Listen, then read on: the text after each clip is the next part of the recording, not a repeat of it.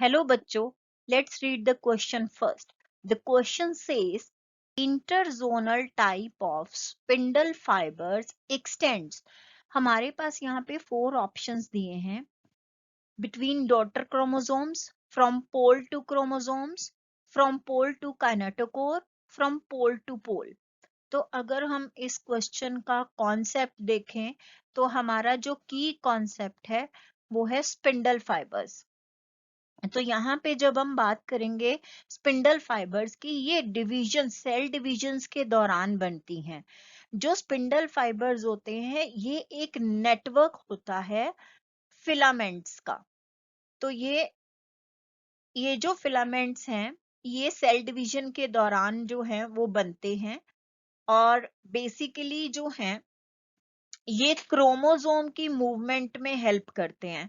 तो जो क्रोमोसोम्स हैं उनकी मूवमेंट होती है ड्यूरिंग द सेल डिवीजन, चाहे वो माइटोसिस हो चाहे वो मेयोसिस हो. तो यहाँ पे क्रोमोसोम मूवमेंट, और ये बेसिकली बने किस चीज के होते हैं, ये कंपोस्ट होते हैं, ये जो स्पिंडल फाइबर्स हैं ये माइक्रोट्यूब्यूल से बनते हैं. अब यहाँ पे हम स्पिंडल फाइबर्स की टाइप देखें तो जो फर्स्ट हम एक इंटरपोलर फाइबर्स हैं हमारे पास. यहाँ से इंटरपोलर वर्ड से ही हमें थोड़ा आइडिया हो जाता है कि ये बिटवीन द पोल्स हैं. तो ये जो इंटरपोलर फाइबर्स हैं ये एक स्पिंडल से एक्सटेंड करते हैं दूसरे स्पिंडल तक.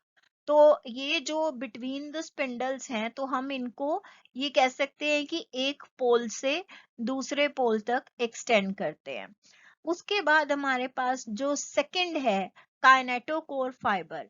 अगर हम इसको देखें तो ये वाले जो फाइबर्स हैं ये कैसे एक्सटेंड करते हैं, ये यहाँ पे पोल से एक्सटेंड करेंगे ये काइनेटोकोर तक, जो कि एक सेंट्रोमेयर का पार्ट होता है. तो ये इस तरीके से पोल से काइनेटोकोर तक एक्सटेंड कर रहे हैं. उसके बाद हम कॉन्टिन्यूअस फाइबर्स भी बोलते हैं. काइनेटोकोर फाइबर्स को हम लोग कॉन्टिन्यूअस फाइबर्स भी बोलते हैं. उसके बाद हम देखें हमारे पास जो एक फाइबर्स हमारे पास आते हैं जो कि एक्सटेंड करते हैं, जिनको हम क्रोमोसोमल स्पिंडल फाइबर्स बोलते हैं. पहले नाम लिख लेते हैं, क्रोमोसोमल स्पिंडल फाइबर्स. तो ये जो फाइबर्स हैं क्रोमोसोमल स्पिंडल फाइबर्स, ये एक क्रोमोसोम के सेंट्रोमियर से, ये क्रोमोसोम का सेंट्रोमियर है, वहां से ये एक्सटेंड करते हैं पोल के साथ. तो इनको क्रोमोसोमल स्पिंडल फाइबर बोलते हैं. अब हमारे क्वेश्चन में हमसे पूछा गया है इंटरजोनल. तो यहाँ पे जो इंटरजोनल फाइबर्स हैं उससे पहले हम एनाफेज देखें, जो सेल डिवीजन का एक स्टेज है. यहाँ पे एनाफेज में जो सेंट्रोमियर है, जो क्रोमोसोम्स का जो सेंट्रल पॉइंट है जहाँ पे क्रोमोसोम्स मिलते हैं, जैसे ये हमारा सेंट्रोमेयर है और ये हमारे जो हैं क्रोमेटिड्स हैं. तो ये जो सेंट्रोमेयर है क्रोमोसोम्स का, ये डिवाइड हो जाता है 2 में.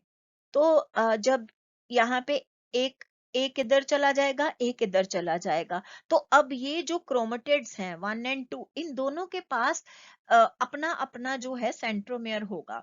तो हम यहाँ पे कह सकते हैं एक क्रोमेटिड यहाँ पे बना और एक क्रोमेटिड जो है वो हमारे पास यहाँ पे बना, और इन दोनों के पास अपना अपना सेंट्रोमेयर है. इधर भी है एक सेंट्रोमेयर क्योंकि वो डिवाइड हो गया, और यहाँ पे भी है सेकेंड सेंट्रोमेयर, इसके पास भी अपना सेंट्रोमेयर है.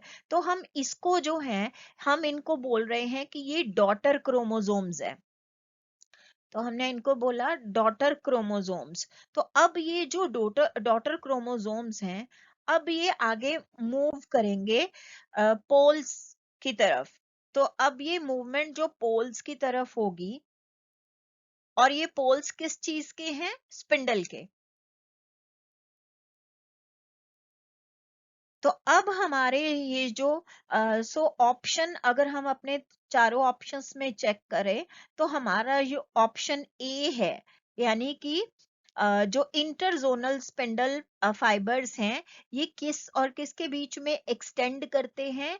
दे एक्सटेंड बिटवीन डॉटर क्रोमोसोम्स। तो हमारा ऑप्शन ए जो है वो हमारा करेक्ट आंसर है। I hope you understood it well. Best of luck.